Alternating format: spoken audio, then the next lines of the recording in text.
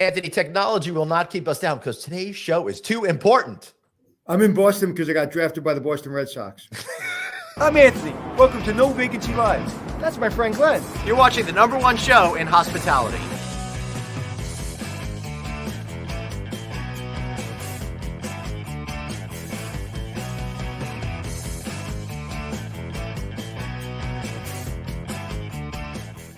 Everybody, welcome to the 750th episode of No Vacancy Live. That's Anthony Melchiori. I'm Glenn Hausman. Thanks for tuning in to a special show, and not because we hit 750. How you doing, buddy? Good. I'm very excited about this. This whole podcast came about just by meeting a young lady that was highly motivated. Yeah, for sure. We'll bring them on in just a second, but I did want to send out a big congratulations to our very own Dr. Producer Suzanne Bagnara, who's been named one of the top 30 hospitality educators in our business. So congratulations. That is really, really exciting.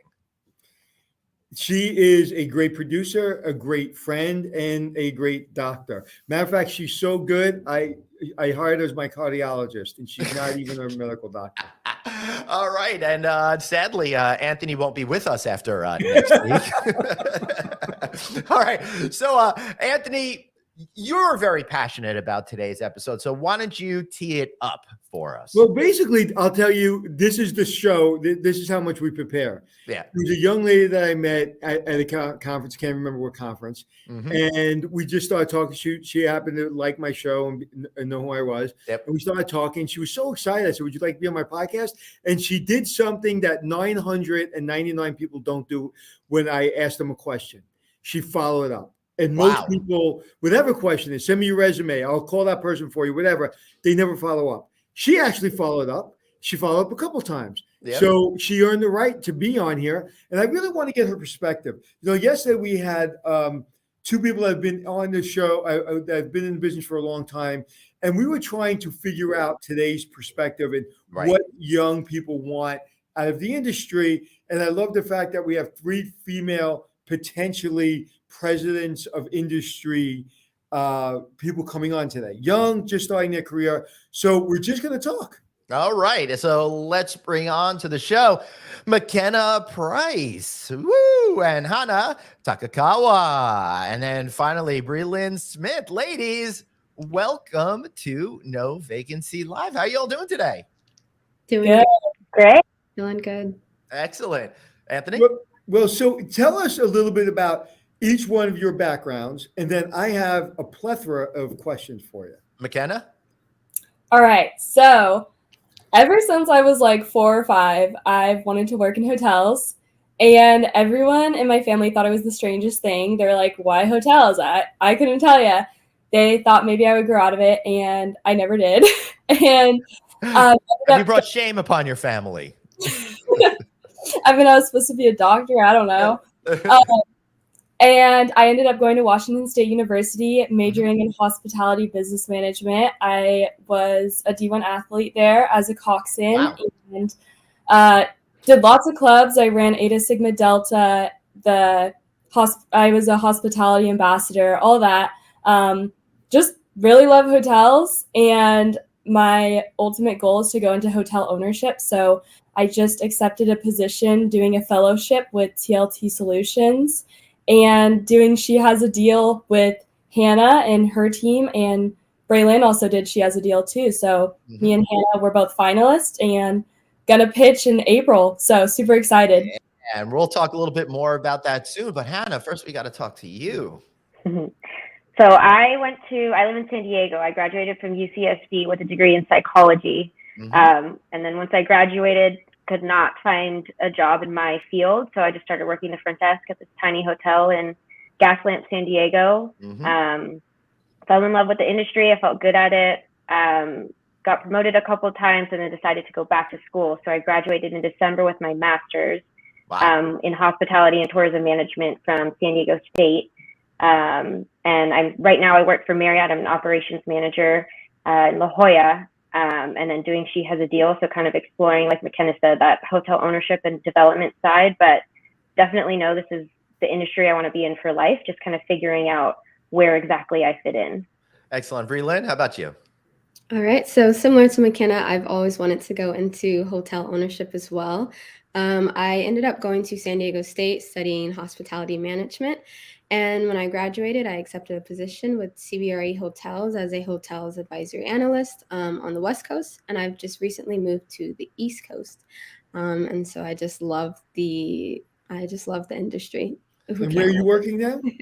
CBRE Hotels on the That's Northeast team. this is very interesting, Anthony, because here we have a group of emerging professionals that aren't all thinking about being on the property level, and this is something that really excites me. Well, it excites me because we're going to get people in the C-suites that don't look like us. And that's what we need. We need diversity in the C-suites and not just at the hotel level.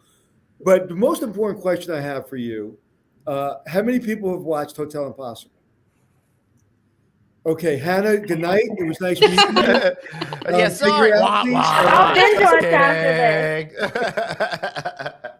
Makenna, if I'm not mistaken, you watched the show years ago, right? When you were Definitely. I watched it like all the time, and you're like, I don't know, like who's like a famous superstar that a lot of people love. Like you're like the Leonardo DiCaprio to me. I don't know how to explain it. So accurate. Okay, you just made my life. Well, you know, we're about to do another show, and we'll be announcing that, and it's really maybe I can even get you guys involved in the show, on the production side, and helping me maybe even on the show. There's one show we're doing in particular that you guys may be able to help me with. And you said, Brylynn, you're in New York?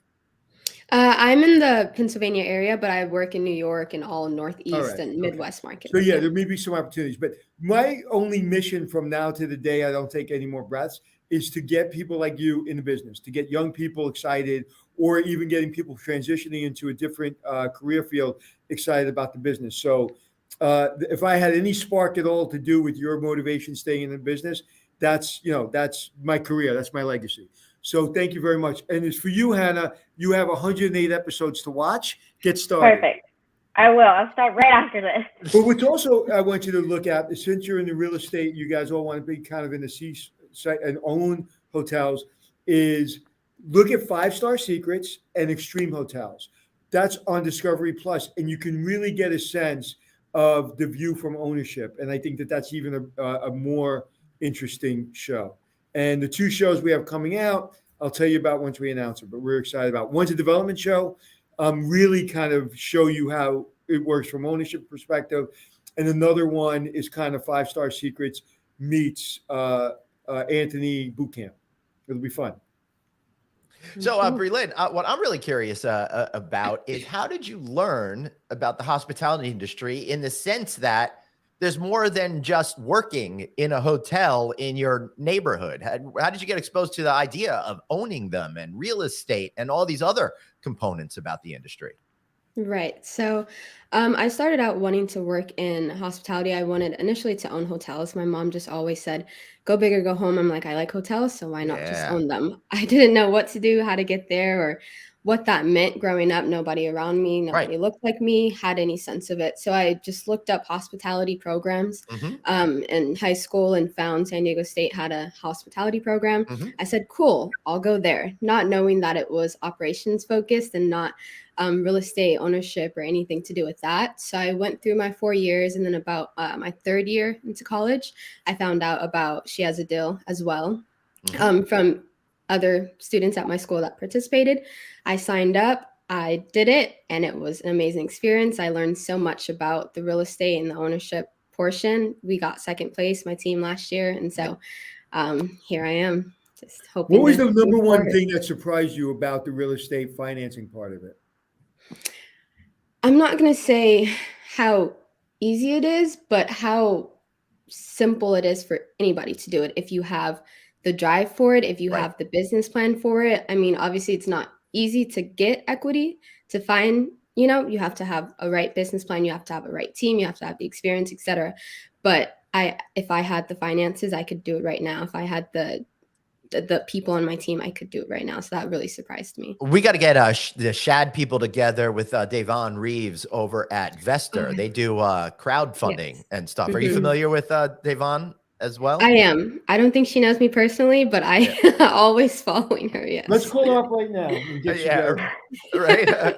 So I'm very interested in this because one of the problems that the hospitality industry seems to have is that nobody realizes that there are all of these jobs above the property level. That's why I'm asking this specific question. So Makenna, how did you come to realize that the hospitality industry was much more than being someone behind a front desk? I would say the hard way.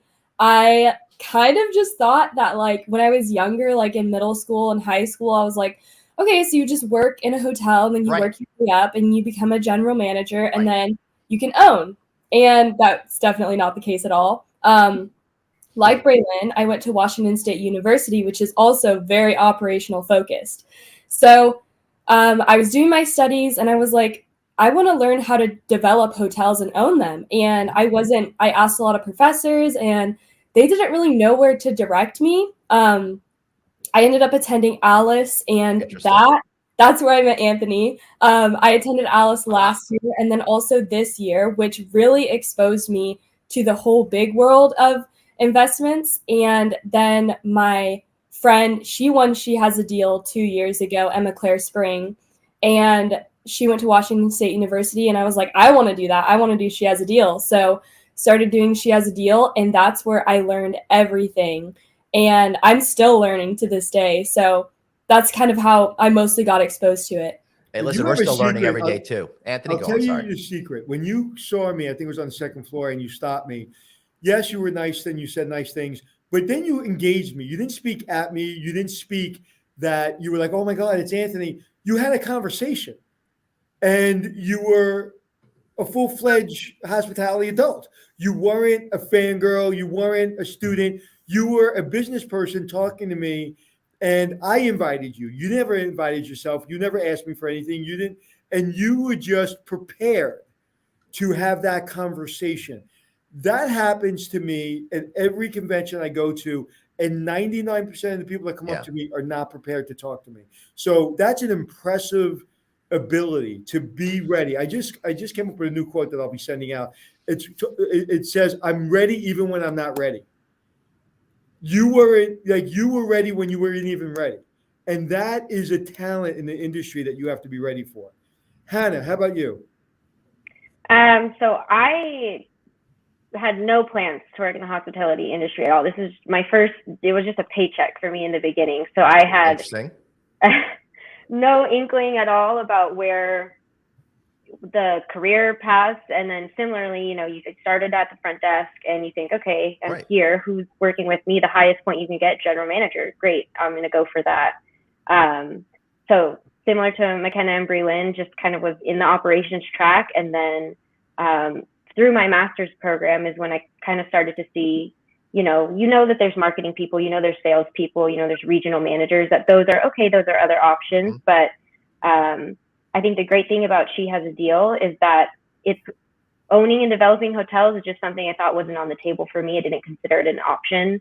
It just wasn't in that linear operations track. So I just had never thought that it was a possibility. So fascinating. She Has a Deal gives you the resources and the education that you can kind of start to see yourself in those roles, and that you don't, like Brylynn said, you don't need to be, we could all do it right now if we had the right people backing us, Yeah, it's really it's interesting that these colleges don't seem to have an overall sense of the entire scope of the industry, and I hope any of the professors that are out there start to talk to their students more about the endless opportunities, because after all, we need a lot of people to be in all aspects of our business, and to learn these opportunities that you could potentially have, I think really starts to create those nuggets in your brain and let you have those dreams that lead you to getting into competitions like the Shad. So Brylynn, how did you get involved with She Has a Deal, and what was that like for you? And why don't you explain a little bit about the type of thing that you're supposed to present in order to Glenn, why don't you give the backstory a little bit about what is She Has a Deal? Why don't you talk a little bit about that, and then, so we can get some kind of. Well, I'd really like to hear it from their mouth. So Brylynn, how do you see she has a deal? Tell people what She Has a Deal is, first of all. Okay, so She Has a Deal is a hotel pitch competition for young women who want to get into the hotel ownership realm to learn, like Hannah explained, the resources. You learn the whole start to finish about finding brands, finding, communicating with them, finding loans, finding properties and whatnot, and where to go to look for them as well. We didn't know there was like a Zillow for hotels. And being able to communicate with those people, having classes where brand representatives and hotel owners come and speak with you, and lawyers, etc. And it just walks you through the steps that you need to understand how to buy a hotel. Obviously, you can't learn everything in 9 months or however long the program is, but you learn just as much as you need to get started. And the most important part of that is make sure you know how to pay back that loan. Yes. Yes. Exactly. Don't take money you can't afford to pay back and then you don't know how to pay it back. So learning the operations and revenue management and sales, and the difference between having a brand and having a brand that actually helps you generate revenue. There's a lot to that. Getting the deal and getting the financing is one thing, but having the operational experience is another thing. And I am always open. You guys have my cell number, get my cell number from Makenna, and you can always call me and ask advice from now until the end of time. Appreciate it. So what do you, if I can, one of the things, your generation just gets slandered all the time. You guys don't care. You don't work. You just want 40 hours. You want to be paid triple of what you deserve because you're entitled. I don't believe that. Just like in my generation, there was some component of those people. Your generation has some of those people. Yeah. What is, and from your perspective, what is the misconception of people your age coming up into business, if there is one, in your opinion? Hannah, why don't you go for that one? I think this, it's not that we don't want to work hard or that we don't, especially I think if we're within our peers, Makenna, Brylynn, and I were, I think, part of a group of women that are super motivated, super ambitious. So we're ready to work hard. I think the difference now, and especially even the team that I manage, even talking with some of them, a lot of younger people coming up fresh from high school, that I think the main thing that's changed is honestly that people aren't afraid to speak up anymore and ask for what they want and be realistic about work-life balance and getting everything that you can from your work. I think that it's not just showing up, doing your 40 hours and clocking out. It's maximizing those 40 hours while you're there. And I think it's not an issue of not working hard. It's just people are more willing to speak up and be honest about what they want, which I think is a great thing. Right. And I totally agree with that. And I'll also add that, historically speaking, the older generations always have something negative to say about younger generations because they do something different. But you're definitely onto something. Makenna, how about you? I think I feel the exact same as Hannah. Yeah. I think it's all about like work-life balance and being able to maximize your time. I think if you're going into a job and working 40 hours a week, like you also want to have an outside life. And I think mental health is something that has become more into the spotlight, and it's so important, and it helps with, like, when listening to people, it helps with retention and with the enjoyment of life. I think I have a huge passion for hotels, and I love it so much, but I think there's also an importance to have time to spend time with family and go hiking or skiing or whatever. So, yeah. That's excellent. Brylynn? Anthony? Yeah. No, Brylynn. Yeah, I would agree with both Hannah and Makenna, as well as that young people are just speaking up more. But I also think that it has a lot to do with the work-life balance that they both mentioned, especially COVID, I think had a big part in it. But I feel that even before COVID, we were just understanding and recognizing that if there's a different way to do it where we all feel comfortable and we can still get the work done, why not try something else out? I read a book a long time ago when I was taking over a big property that was failing, and it was chapter 7 of the book, and I forgot the author of the book, but I've mentioned it before, Glenn. Hopefully that wasn't what they were filing at the bankruptcy. No, who court after was you took over. the GE chairman? He passed away. Yes. Why am I blanking on his Yeah, name? his name. I definitely forgot his name. God. That means dementia. Yeah. So this is one of the things that I think is important. Jack Welch. Jack Welch, of course. Chapter 7 of his book. It's a yellow cover. Get the book. And it changed my life because back in the day, I didn't care. I had a mission, and your job was to get the mission done. I didn't care, meaning the team. I didn't care how you got it done. I didn't care if you worked 80 hours a day. I don't care if you worked 1 hour a day. I have a mission, get it done, period. We have a mission. Now, in the book, it said, I have no control over your work-life balance at all, zero. You're in charge of your work-life balance, not me. You're working on my team, on our team. We have a mission. If I have a report due on Monday morning, and you have to work through the weekend to get the report, the first question you should ask me is, do you really need to report on Monday? And I'll say, give it to me Wednesday, but I definitely need it Wednesday at 9 o'clock. Okay. Or no, I definitely need it. This is why I need it. I need it because this, and it ties me into the mission.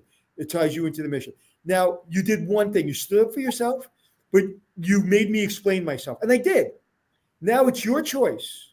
If you have an event, either going out with your friends or if you have a kid and you have a baseball game to go to, I would be upset if you missed that game. I would be upset if you didn't go out with your friends. But I'd also be upset if you don't have my report. So if you have to come home Sunday morning and work Sunday to get me my report, that's on you. If you don't, then I'm probably not going to get mad right away. But eventually, as I'm about to promote somebody, you're probably not going to be the first person I promote. Talk me through that, because I am sure you've been in positions where you've outpaced your peer group because of those moments, because you chose not to go to that party or you chose to go to the party and just wake up early. Does that resonate with you, or am I full of shit? Yes, but not on this Definitely topic. resonates. Start with who thinks I'm full of shit. Go ahead. How much time do we have left? I could speak on that. I think for me personally, I think it's honestly just such a hard thing to understand and how to pick and choose what's most important. But I'd say first off, now I'm thankful that nobody does put me in a position where I do have to choose between personal life and work life. But in the past, I definitely probably would have chosen to put work first.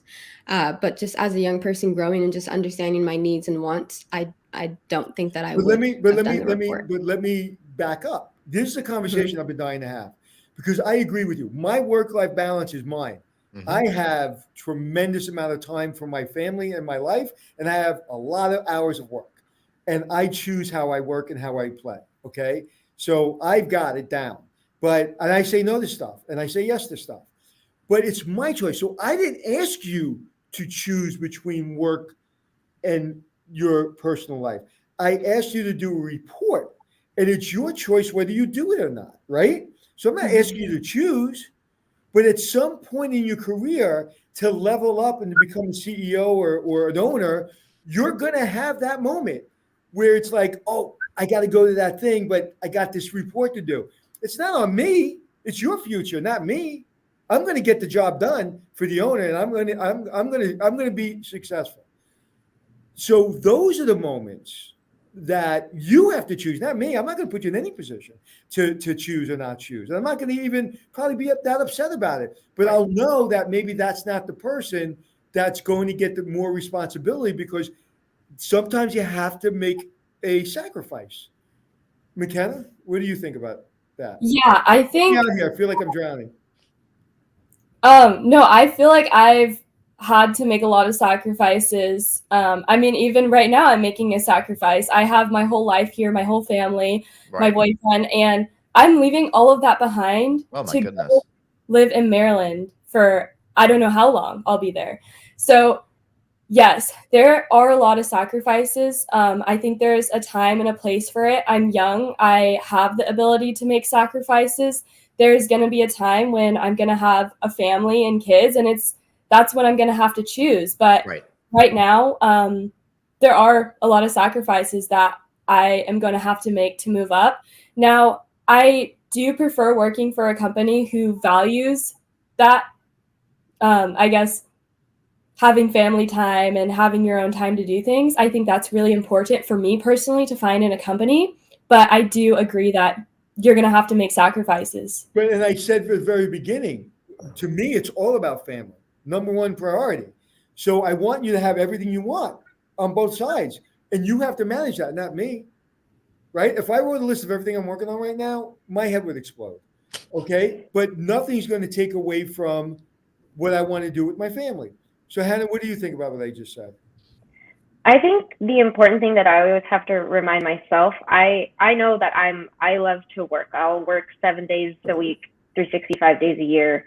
I'll be exhausted, but I love what I do. I think the important thing for me to remember always, if we're talking about work-life balance, that it's a hotel. If I leave something, it's not going to hopefully catch on fire. We're not saving lives. We're not doing rocket science. That it's okay to walk away.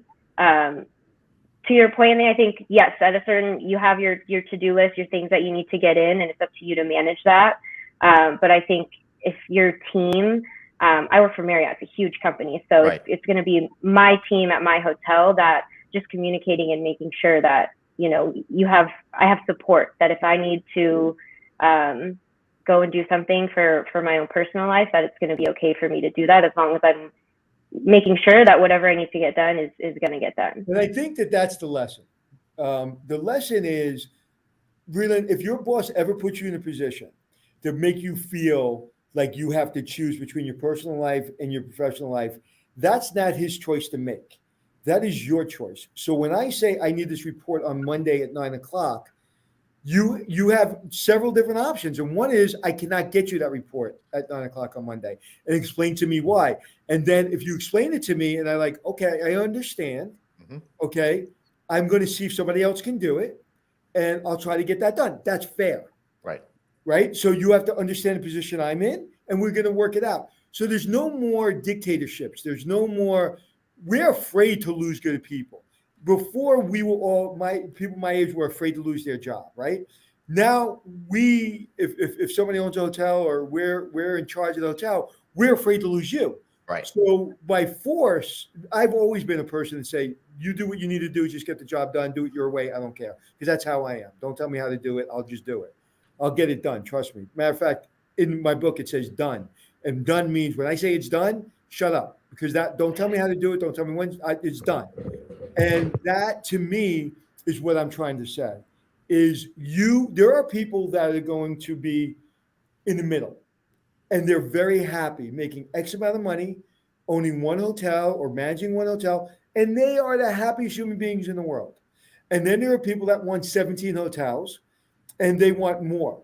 With more, until you figure out how to quietly do it and make it work for you, you're going to have to sacrifice more. But it's your choice. This is what I'm trying to get through to everyone, people my age and people your age. You choose. And if you choose to do it, then we have to make sure that you feel part of the team. If you choose not to do it, we still have to make you feel part of the team, because you're doing your job. You may not be just wanting to do a little extra, and that's fine, as long as you're doing your job and you're getting paid for your job. And that's where I think the 2 generations or 3 generations, 4 generations, we collide. We all want to be successful. And my generation has had a secret for 30 years. We wanted to tell our boss to go scratch. You guys can do it. We couldn't. So you guys have the power through technology.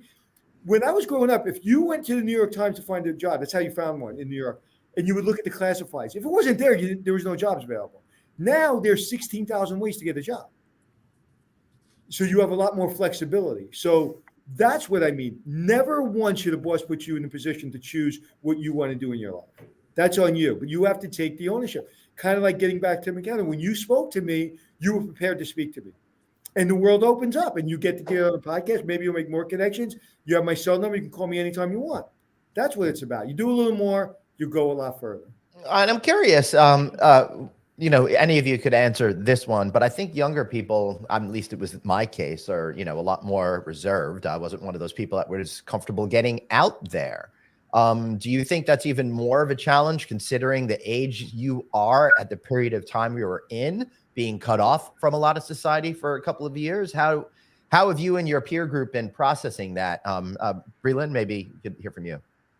Yeah, so I would say for me personally, it's always been on my mindset to do more and to be involved just from, I don't know, I've been in student council since 6th grade. Through just all the way high you were school, programmed. college, exactly, all of that. And so getting involved was just in my blood. It was just what I knew I had to do. And then going from college and immediately working from home, just me and my husband at home, was a complete shift. And it's just still to this day, I still don't feel the same. And I just am desperately wanting to get back out. So it is tough for, I think, hospitality people, just because we're people.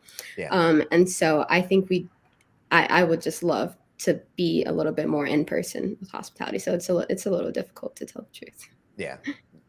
So that's interesting because it's already tough to extend yourself to people that you perceive as having achieved something in the industry that you're in.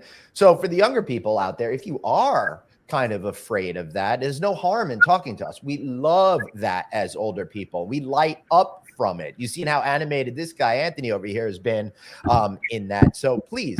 But Anthony, you also brought up that good point that nobody follows up either, right? I love for people to ask for what they want. Because normally everybody will say yes. Ask for what you want. I wasn't that person. I was, believe it or not, I was kind of insecure, and I didn't ask for what I wanted, right? And the best thing to do is to go, and I'm not a guy that goes to a lot of these conventions and association things like Glenn does. I'm starting to do it more, and Glenn's kind of, got me more involved in Laughing at his suffering. But right now, the industry is so interested in bringing people in that going to these events are critical. And whereas before it would take you a lifetime to own a hotel or be a general manager, there has never been a better time to be in this industry. Yeah, for sure. Makenna, that's not just conversation. That's true, because we're desperate for talent. And that's the problem. I'm looking at 3 talented people. Because we're desperate, there's a lot of people who aren't talented in positions they don't belong in. And you all see it. And you're like, how the hell that person get the position? Because that person had a warm heartbeat. Body. They had a heartbeat. And that's why they got the position. And you'll run over those people. In this generation, all you got to do is show up and pay attention, and you will destroy these people. Yeah. Makenna, how do you see this whole issue of getting out there and all of that? Yeah, I think the biggest difference between like your generation and our generation is technology. And I find a lot of my peers struggle with communicating. They're really good at texting. They're really good at commenting and tweeting and all that. But when it comes face to face, it's like instant like social anxiety. Yeah, absolutely. I think that like being introduced, like I guess we're Gen Z, right? Yes, all of correct. us. Yeah. I think we were kind of like introduced to technology. I got my first phone around like late middle school. So I had a little bit of experience being able to communicate, but it's like now people are giving 2-year-olds iPads that hold it up to their face so close. And I'm a little scared. I mean, maybe the way of communication will change, but I think it is so important to have that interaction, that face-to-face, and being able to talk to people and communicate. And that's really important. So I think we do need to, like, I especially know, like, when I have kids, I don't want to involve technology in their life as much because it's so important to have that human interaction. Right. And let me add to that. Today happens to be Global Meetings Day, and a new survey came out today. And in that, more than 8 in 10 executives prefer in-person meetings to virtual contact. So it is so absolutely critical for everybody's career to be able to get there. Anthony, you've heard this before, but I used to be really, really, shy and laid back, but I forced it. And it's got to be so hard for some of your peers that have been so much more internal. So I hope that everyone's able to get past that. Anthony? Hannah, what's your perspective on how people are communicating? And do you see people you manage or do you have a problem communicating, or are you helping people better communicate, that whether it be younger or older? I think with our industry, it's such an in-person, you think about hotels. I know there's a lot of, there's great technology coming out, but I think that not only the people that we manage, but our guests also, everyone I think is yearning for that connection. So being able to have those conversations is very important, I think, to having a successful hotel, to having a successful business, not only with your team and retention and keeping your good people on your team, but also with guest satisfaction and things like that. With my team specifically, I feel like we have, it's been interesting. We've been hiring a lot, as most places are, I think, where we have a lot of open positions. So in interviewing all of these great people coming in, it's so interesting to see the range. You have people fresh out of college who you can see the difference, I think, during that interview. When you're communicating, you're asking them about their experiences, trying to gauge that customer service level. And it's interesting to see you can tell there's a difference, I think, in that communication style, that it's just not as fluid.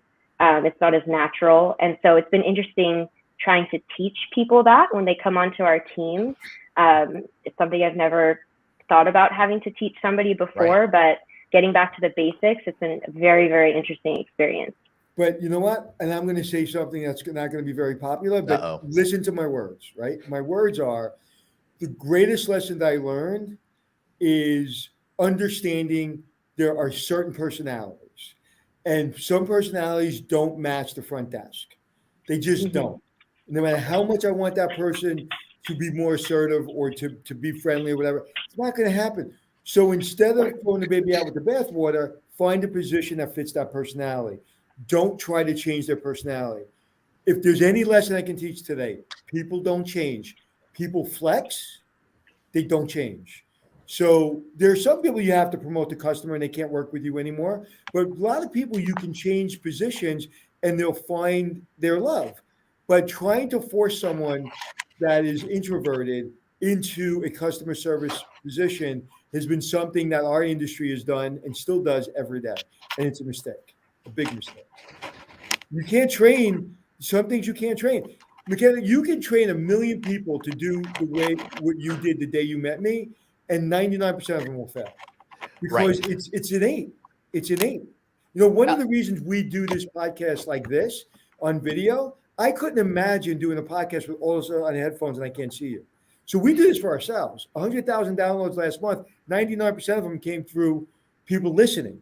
But in order to get a good podcast, I have to see you, because if I don't see you, I don't want to do the podcast.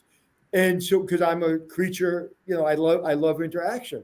But that to me is the secret, not the secret, but the pitfall. If you don't understand that you're not going to switch people's personalities, you can train them, you can help them, you can nurture them. But if they're struggling, help them. Don't just discount them. Early in my career, I discounted them. I learned overall in my career how to be a little bit more patient. Not a lot more, but a little bit more. Well, I'll tell you. Yep, go on, please. Sorry, just to add to that, I think it's something that we've been talking a lot about with our leadership team at my hotel. Exactly like you're saying, meeting people where they're at instead of asking them, if you're not at this level, then you're out. That it's a major shift that we're having to make is we have to meet our team where they're at. All of these new hires we're bringing on, there's not enough applicants for us to say, you're not there yet, well, then we're moving on to the next. We have to try to find those gems and then meet them where they're at and find a way to make it work. But you just said it, find the gems, meet them where they're at. don't accept mediocrity though. And what's happening, what I'm frightful for, is our industry is bringing on a lot of mediocrity. And the reason I think this interview and this podcast is important, because I want to show the people that tell me every day, young people just don't understand. And you're three wonderful people. I disagree. Will are Smith said engaged in parents just intelligence. don't understand. I'm So, sorry. don't Was know. I speaking while you were interrupting? Yes, and it's rude. I don't do that ever, Glenn. Yeah, but you got to get a good Will Smith joke. So what do you think? You're looking at me like I have three heads. What do you think? Wait, sorry, did you say McKenna? No, Brylynn. Oh, okay, sorry. Yeah, she's like. Wait. What do you think about what I said? I mean, I would agree. You just can't change people. I don't know if we're bringing in a lot of mediocrity into the industry just because I'm not currently working in operations. But as far as, real estate side goes or ownership side goes, I'd say definitely not the case. I don't think so. Not. It's different. Yeah. It's different. Yeah. But the people that own those hotels got to fill them up. And if you want to be successful, and me and Glenn travel way too much. I'm traveling right now. And go to a front desk clerk or agent, I should say, or anyone in a hotel. It is so hit and miss. And I don't care what level of service. I was in a five-star hotel, very famous hotel. And the woman didn't know the hours of operations. And her excuse was, I'm brand new. Okay, you're brand new. You're not in a 3-star hotel. You're in a 5-star hotel. Didn't somebody give you instructions on if you don't know something, go ask? Don't tell me you don't know and turn around. So there's so much mediocrity at the level that we are. And again, I know you guys want to go to ownership, but I'm talking about when you do own hotels, you have to really, really care that housekeeper has tremendous passion, but that has the tools to do their job, that they have a boss that understands what it is to do their job. Where we're getting lost is we're not getting lost at the housekeeper and we're not getting lost at the ownership. We're getting lost at the mid-level manager that is in over their head and they don't know how to speak to the ownership and they don't know how to speak to the housekeeper. And those people are screwing it up for everyone. That's my story. I'm sticking to it. I would speak on that again and say that that's definitely true. I know a lot of the reports that I do, the lack of people, the lack of employees is just such a significant part. So I don't know if it's more on the owner side with hiring people who are quality level employees, but I know it's just so difficult to, like Hannah said, there's just not too many people applying for these positions. Can I ask, how many of you have worked in the operation in housekeeping? Anyone? So during the pandemic, in order to keep my hours, I was cleaning rooms, I was working in laundry, and then I became a housekeeping manager. And as an operations manager now, I manage all departments of my hotel, including housekeeping. So how did that cleaning rooms change your perspective? I think it's honestly the reason why I was able to be successful at my next management role, because I had such a complete understanding of the whole picture of hotel operations. And I think it's changed my perspective. I think it's necessary. Maybe you don't have to be working, for months cleaning rooms, but to understand what that day looks like, the tools that you need, the importance of communication with the front desk, to the housekeeping, to all the departments of the hotel, that piece of it. If you don't understand that, I don't know that you have a full understanding of how a hotel runs. That's where all your money is, in housekeeping. That's where your money is going. Glenn, can we make sure we code that and we use that for our for sure, for John? Because what we do is we take parts of the podcast and we throw it on social media. We're using that because I can talk preaching that as a 57-year-old guy, but that's the truth. That's the gospel right there. Yeah. When you clean rooms for the first day, full day, tell me when you went home, what happened to you? I just passed out. I was exhausted. You're exhausted, and you gain an appreciation. Our housekeepers are the hardest working people at our hotel. They see the nastiest stuff. They take care of rooms, and I always say to them, it's like magic what they do. You take a room, you walk into it, it's trashed. In an hour, it's ready for a new guest, and the next guest that comes in is never going to know what happened in that hopefully, never going to know what happened in that room before. But it is, and it's exhausting, and it's amazing to me also to see how our housekeepers, they care. Not only do they clean the room, they do little touches. They want to make sure that the room, they have pride in their work. It's such a different, I think, perspective than, not to say that our front desk agents aren't working it just as hard, but it's a different kind of work. Right. I was a front desk agent for many years, and very few times I went home and dove into bed. I cleaned rooms for one day in my career, and I never want to do that again. It hurt so bad. Yeah. I was sore for a week. And the first time I was inspected, I spent 3 hours in one room. It was supposed to take me 42 minutes. And I failed. And I was Embassy Suites, Overland Park. Right. And Glenn knows I'm emotional. I cried. Mm-hmm. I'm a 25-year-old guy out of the United States Air Force. And I cried like a 12-year-old or 2-year-old because I failed my inspection and I put 3 hours of my heart into the room.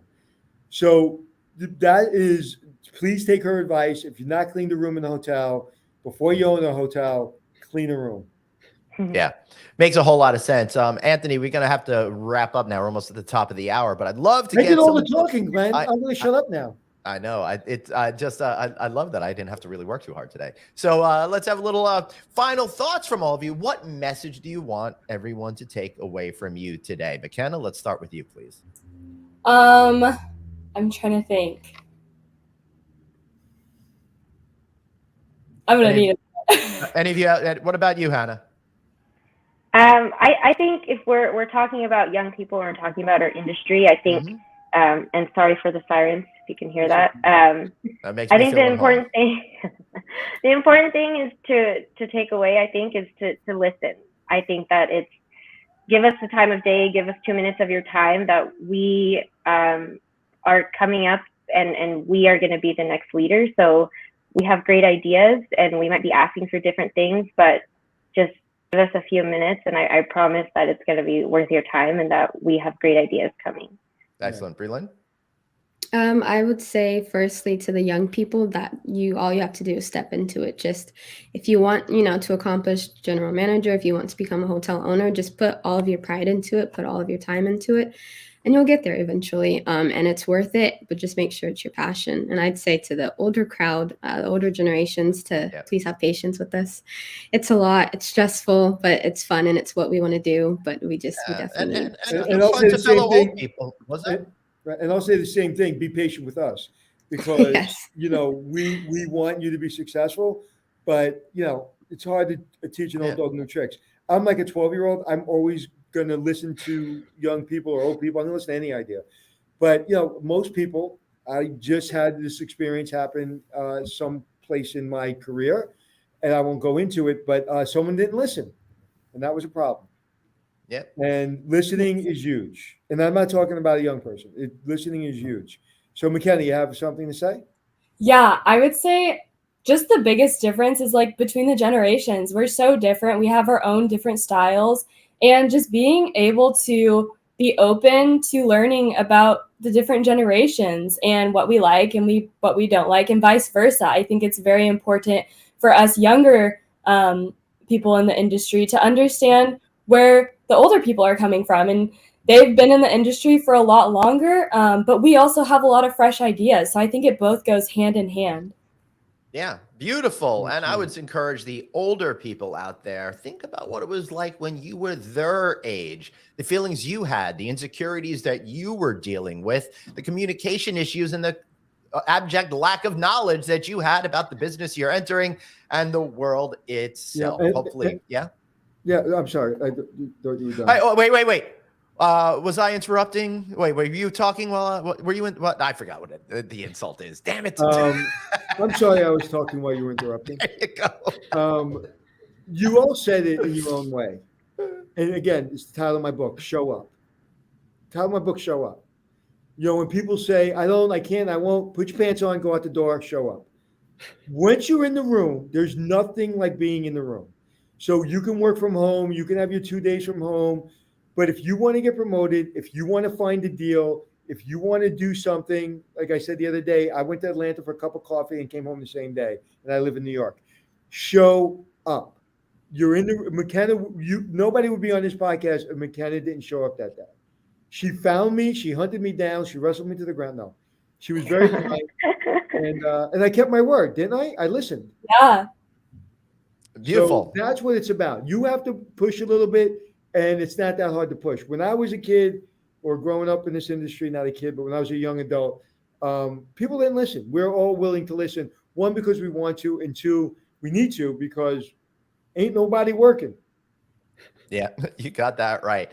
Anna, Makenna, Brylynn, thank you so much for being here. We really appreciate you and lots of success in the future. I want everyone to get my cell number from Makenna, and I'm going to hold you accountable. Send me a text today so I put you in my phone.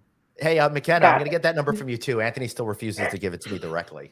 Don't give it to him. Please don't give it to him. Thanks so much for being here. Take care. Oh my goodness, that was so much fun. And ladies, please hang out for a second backstage while we wrap up. We'd love to say goodbye to you officially. So what'd you learn today, Anthony? I learned I talked too damn much and I didn't give the young ladies enough time to talk. We'll have them back. Don't worry. But hey, if you want to hear just how much Anthony talked, but don't want to look at us, why not download the podcast? Find us on Apple Podcasts, iHeartRadio, Stitcher, SoundCloud, wherever you get your shows. We are there. And of course, if you are listening to us, why not watch us? Find us on Facebook, LinkedIn, YouTube. And of course, all shows are housed at novacancynews.com. Thanks so much for being here, everybody. And we'll see you next week. And remember, you've got one life, so blaze on and be kind to yourself. See you later. Soon coming to you.